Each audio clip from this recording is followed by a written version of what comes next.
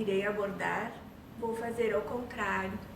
Vou deixar para finalizar a nossa conversa com o tema, porque acho bem oportuno começar falando da doutrina espírita. A doutrina espírita é a doutrina da razão.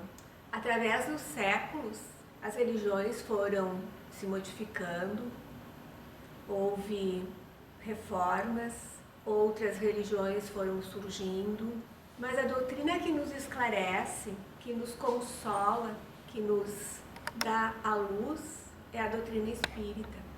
Porque as outras doutrinas, no geral, elas têm os dogmas que não são explicados. E nós aprendemos esses dogmas e não nos questionamos, porque são os mistérios, que são apresentados. Todas as religiões devem ter um fundo bom, são louváveis. No entanto, a doutrina espírita, ela é razão, é ciência e doutrina, como já diz. Quando eu não era espírita, eu não conseguia entender muitas coisas, porque na sociedade que nós vivemos, nesse planeta Terra, existem muitas desigualdades, existem doenças, riquezas, loucuras, entre outras. E como nós poderíamos dizer que Deus é justo, infinitamente bom, suprema inteligência, e olhar para uma pessoa pegando comida no lixo, olhar para uma pessoa com doenças mentais, com famílias que sofrem com os filhos doentes, com os pais doentes, filhos rebeldes, filhos amorosos, pais e filhos que se entendem maravilhosamente bem e outros que não se entendem. E eu não tinha resposta para isso, porque eram coisas tidas como os mistérios, e que um dia, no final, Deus iria julgar as nossas almas e nós iríamos para algum lugar. Mas, quando eu entro na doutrina espírita e começo a ler, não vou falar estudar, porque na época eu mais lia do que estudava. Estudar é mais profundo, internalizar mais profundo ainda e agir muito mais.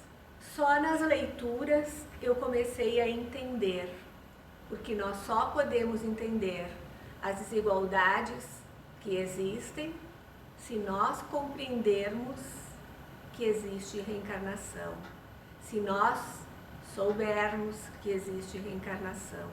E então nós vamos entender como se processam os sucessos e os insucessos dentro dessa nossa sociedade. Como nós somos roda de reencarnações, uma hora estamos do lado de cá e outra hora do lado de lá, nós começamos a compreender as desigualdades. Começamos a compreender as missões de cada um, que não necessariamente poderá ser uma grande missão, mas todos nós temos uma. Alguns vieram para grandes missões,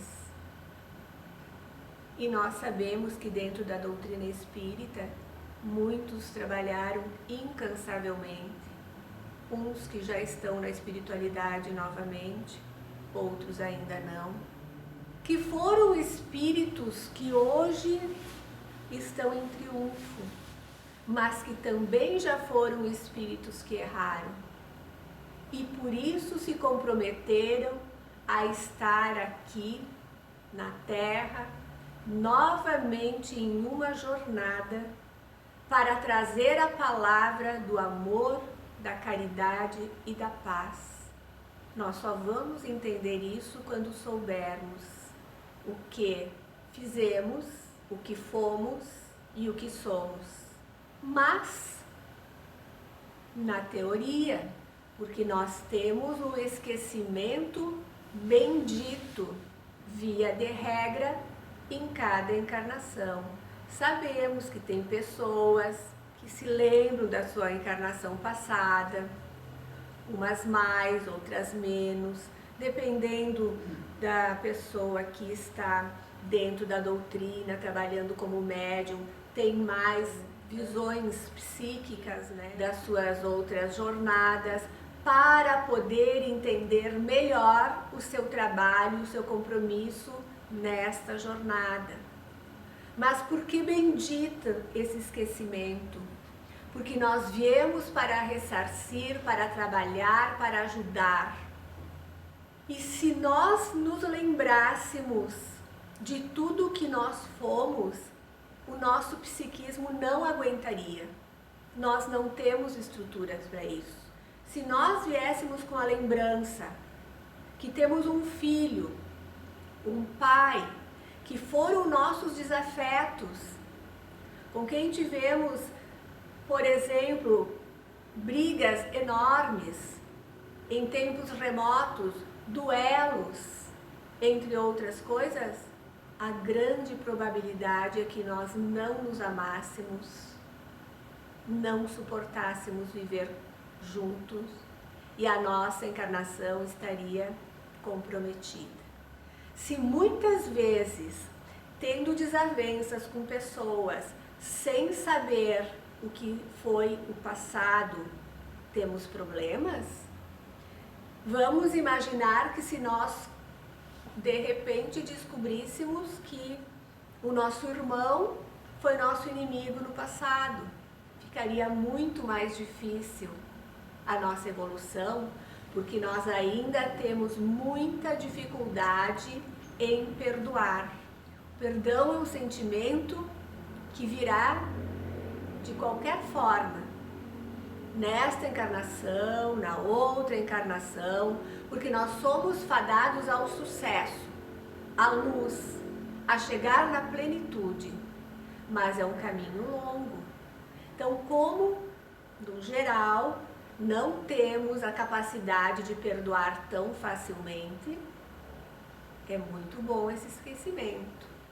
Por que as crianças, via de regra, vêm com uma doçura, são carismáticas, né?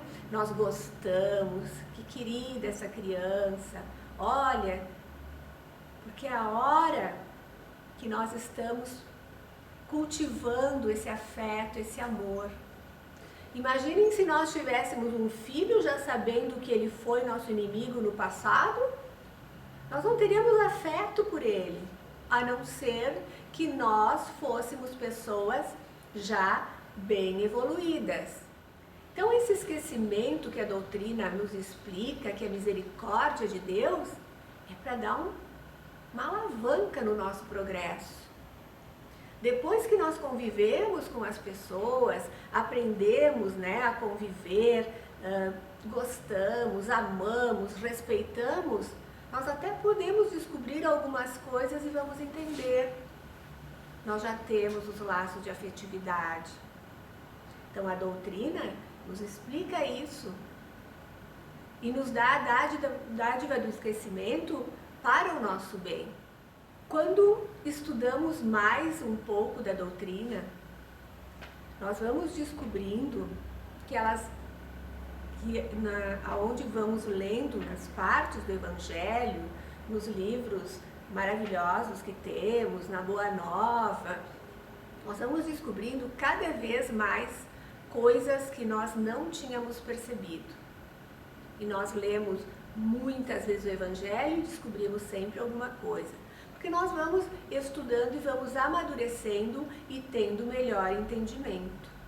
E esse melhor entendimento, ele deve ser internalizado, como já falamos anteriormente, para ser colocado em prática no pensamento, nas ações e nas palavras. Porque só a teoria não chega. Imaginamos nós, um estudante de medicina, que sabe toda a teoria, mas na hora que ele tem que atender o paciente, fazer uma cirurgia, ele só sabe a teoria, ele não sabe a prática. Então o estudo dele ficou pela metade. Nós, na doutrina espírita, nós temos essa mesma linha. Se nós sabemos, se nós conhecemos, se nós começamos a internalizar, é para botar em prática. Porque quando nós viemos à Terra, eu não sei se foi até o Renan que falou numa palestra, que a prova é aqui na Terra. Porque lá em cima a gente estuda, nós aprendemos, aprofundamos. Só que quando nós chegamos aqui e vem o esquecimento, é para saber se realmente nós vamos dar o testemunho. Porque nós temos fé quando nós damos o nosso testemunho. Quando acontecem as coisas e nós temos que dizer, eu continuo acreditando. Eu sei que eu tenho proteção.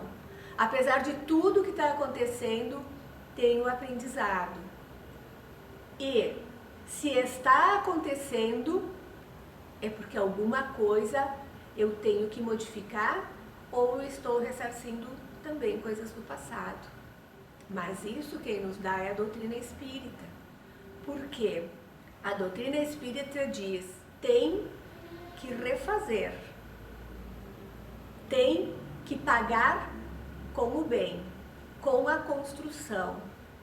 Porque nós mesmos, não é Deus que vai nos julgar, Ele nos dá a consciência. E nós mesmos, quando estivermos lá no outro plano, e que já estivemos várias vezes, a nossa consciência vai dizer, eu preciso fazer alguma coisa para ressarcir o mal que eu fiz. Às vezes, as pessoas a quem fizemos mal, e quando fizemos mal a outro, fizemos a nós mesmos, sempre passa por nós primeiro. O bem passa primeiro por nós e o mal passa primeiro por nós. As pessoas já nos perdoaram, mas nós, em espírito, e somos mais sensíveis, nós vamos dizer, mas eu preciso. Talvez eu não faça para aquela pessoa, mas eu vou fazer para outra pessoa. Muitas vezes vimos mães que abortaram. Elas voltam numa encarnação cuidando de filhos dos outros. É um exemplo. Pessoas que foram trabalhar como voluntários, Médicos Sem Fronteiras, por exemplo.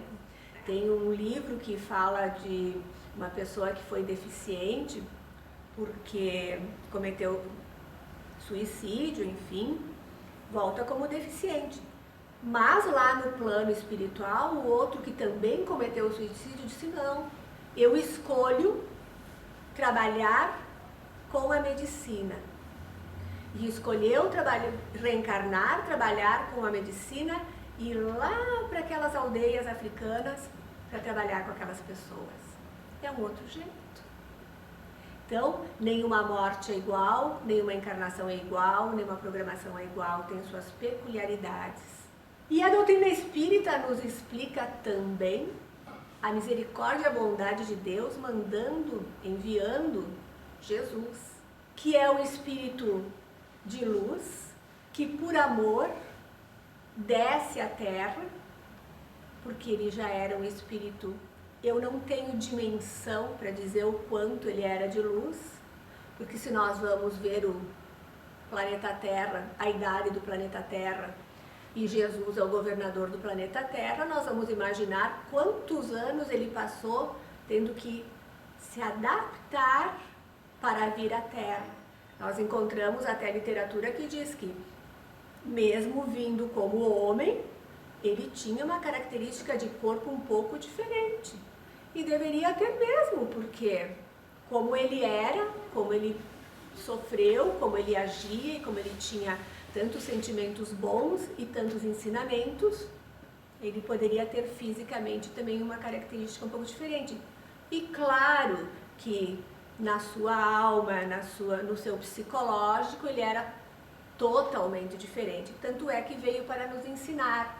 Mas veio para nos ensinar a praticar, a trabalhar. Porque muito se vê até hoje o símbolo de Jesus na cruz, porque foi a culminância, foi a morte dele. Ele foi condenado injustamente, como todos nós sabemos, todo um processo, e acabou sendo crucificado. A crucificação era uma forma comum de morte na época. Quando a gente não pensa, parece que só Jesus foi crucificado. Na época, se matava as pessoas condenadas assim. E ele é crucificado. Então nós temos muito a ideia de sempre aquela imagem do Jesus crucificado, porque é a imagem forte que ficou. Mas muito mais que a crucificação de Jesus foi o ensinamento que ele deixou.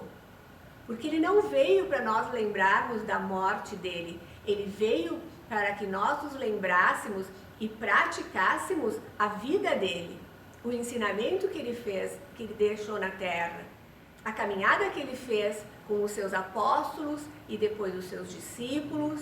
E hoje nós, que temos que continuar sendo discípulos de Jesus, porque todos que seguem Jesus são seus discípulos. E por isso a importância de nós colocarmos sempre Jesus no nosso caminho.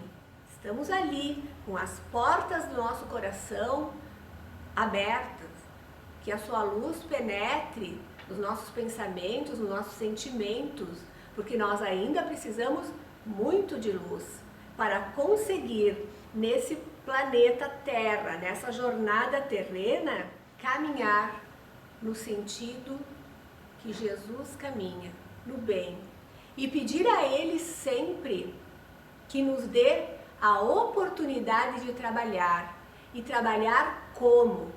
Na fraternidade. E a fraternidade é com quem? É com quem estiver perto de nós. A família é a fraternidade que eu tenho que trabalhar. Fraternidade não é só aquele que vai bater na minha porta ou aquele que eu encontro na rua. A fraternidade que eu devo exercer é com todos que estão comigo, porque sendo filho, sendo pai, sendo marido, sendo esposa, nós somos irmãos também. Nós somos irmãos e nós temos que ter a convivência, além dos outros sentimentos de marido, de filho, fraterna. Nós temos um hábito que ficou, né? Que a fraternidade é para os outros meio longe, e a fraternidade começa dentro de casa. Quando meu marido tem que ser meu melhor amigo, também. Quando meu pai tem que ser meu amigo, o meu irmão e meu irmão de novo. E aí nós praticamos a fraternidade, porque nós estamos estendendo a mão com a palavra, com a compreensão. E isso às vezes é muito difícil. Quem de nós consegue 100% estar calmo, em harmonia todos os dias? Mas temos que começar a nos melhorar. Por isso eu falei que eu ia começar de um jeito diferente para terminar aqui. Por quê? Não coloqueis a candeia sobre o alqueire. O que nós falamos até agora sobre a doutrina? Que ela esclarece, que ela nos ajuda, que ela nos dá formas de trabalho para a nossa evolução. Então, ela é a claridade na nossa vida. E quando nós temos essa claridade na nossa vida, nós temos que expandir. Nós não pegamos a claridade e guardamos para nós. Nós expandimos. E quem estiver perto de nós recebe aquela luz, que é a luz da compreensão, do trabalho, seja qual for. Trabalho pode ser um pensamento, eu estou trabalhando em prol do meu irmão, pode ser um trabalho de ajuda braçal, é um trabalho, mas nós temos a luz para ir espalhando, e essa luz ela tem que ir aumentando, ela tem que ser reproduzida. Então eu passo um pouco de luz, a outra pessoa recebe, vai passando, e assim nós vamos nos iluminando. porque se nós temos luz, é para espalhar. Nós não acendemos a luz aqui e botamos uma coisa em volta para que nada fique claro, mais ou menos comparando.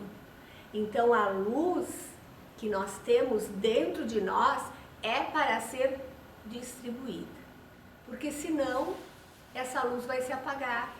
Aquilo que nós não distribuímos vai encolhendo, nós não repartimos. Então repartimos a luz, o conhecimento, damos a esperança para alguém, a fé, não a nossa fé. Allan Kardec já diz que a fé ninguém tira de quem tem e ninguém dá para quem não tem. Mas a fé no sentido de dizer, olha, vai acreditando, amanhã vai ser melhor, depois da tempestade, né, de uma noite de tempestade, brilha o sol. E aí a pessoa vai começando a mudar os seus pensamentos, tendo esperança. E a nossa fé, ela aumenta na medida que nós vamos estudando e vamos compreendendo a doutrina como certezas, cientificamente e também na filosofia. Então, que nós pensássemos que apesar de tanta escuridão que existe ainda no nosso planeta, existe muita gente do bem, existem pessoas maravilhosas trabalhando por um mundo melhor e que nós possamos ter a certeza que se nós quisermos, nós poderemos ser não aquele sol ainda, mas aquela luzinha do fósforo que a gente riscou e ela pode ir aumentando, porque cada um de nós faz parte desse universo, é filho de Deus e um dia chegará à plenitude.